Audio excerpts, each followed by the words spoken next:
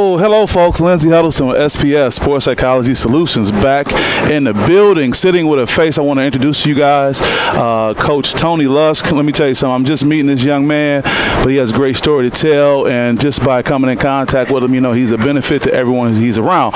We're here at the University of Detroit Mercy camp. We're opening day of camp. We got Coach Tony Lusk. Coach, how you doing today? I'm great, man. It's fabulous, man. Awesome. God bless me to wake up another day. I'm going to try to live a dream.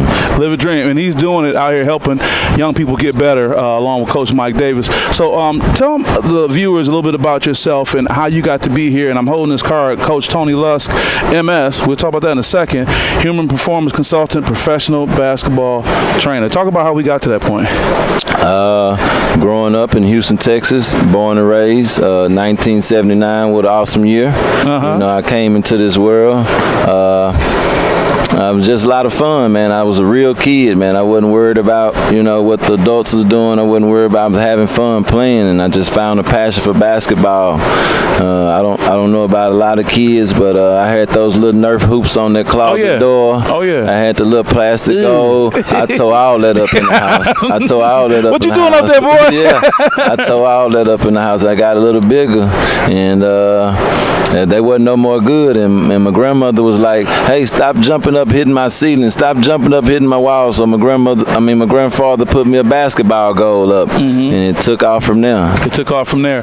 So now you've been able to make your way. When I first met you, there was some young people on the sideline, and you said, "Hey, man, you in the gym? Let's go." It's like, let's get to it. You know, no frills. You know, how did you get to that point in your life to be that kind of coach? My personality is just bright, man. It's just open. You gotta get to know me. If you're not an outgoing person, sometimes some people, they get offended. They get, you know, a little timid around me because I'm just so live. I'm just so out there, and it's just, I'm just trying to bring energy, man, about life. Yeah, you know, It's nothing to be harmful. I get loud. I might be curt at times, but I'm just trying to get to the point. I'm not trying to disrespect or anything. I'm just, you know, I'm me. Well, I bet you find too with that type of personality, like minds respond to you. Right. People who are like minded do that. So talk about, you know, basketball brings all kind of people to it, and people love basketball, whether they're degreed, you know, PhD, all the way down to no degree. Right. And talk about your experience with basketball and education, and how you kind of got on the path to have these letters after your name every time you introduce yourself. Got you. Start going to the church. My mom put me and my brother in the Catholic church, and from there we went to Catholic school. I'm a private school kid, but I'm out the hood. I'm out the hood. Is that a good mix? Great mix. Great mix.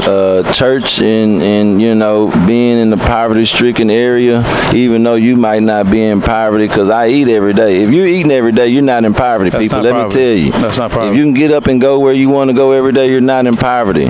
If you wake up and you got pennies, nickels on the floor, you can pray what you want to pray, eat what you want to eat, you're not poverty. The world doesn't revolve around money, man. You got to be happy out here. You got to be fruitful about the blessings that you have every day. You know, there's a lot of people out here with money and they're not even happy. Right. They're not even happy. Learn to be happy first. So I got embedded into the church and church leagues and playing basketball, and was pretty good at it. And like most of you youngsters out there, I had a dream to want to go to college and play basketball, maybe even go to the pros. But hey, that dream didn't work out. But hey, I stayed with it, went to college, got a degree, Tuskegee University. First black male in my family. You know, it's a mix to even go to college, so it's a struggle to find, you know, support and guidance from people that's on your level mentally. And like he said, education is serious out here. Get your education, you know. And I was able to bump into Coach Davis, being in the lab, the Lucas lab, and he liked what I did with his child, and he offered me another chance to go to school. Another chance. I graduated from Tuskegee University in 2002. Made a few bad decisions trying to make investments and, you know, going by my life, and found my way back into the gym. And my life's just been turned around ever since I ran into Coach Davis. That's wonderful. That's wonderful. And you hear, and I think it was important for that story to be shared, because sometimes we discriminate against ourselves in hoops. We'll say, well, I'm not lettered, I don't have a degree, or I don't want, you know, people to expose me for what I don't know. But it seems that you being drawn and being willing to take a chance on yourself. yourself. Now, what was that like, having the confidence by not having that support system that you touched on, right, to still have the confidence to go forward for some educational pursuits? Prayer, people. Prayer. Never doubt yourself. When you doubt yourself, just get to praying. You're going to get a sign. You're going to know that you're on the right path. And I just stayed with it and stayed with my passion. And I had a college roommate that was at Tuskegee. He was doing AAU basketball. We played together in the city growing up. Another Catholic kid. And he asked me to come help him with his AAU team. From that AAU team experience, we got all those kids in college. When they went to college, we didn't have an AAU team, so I got into refereeing.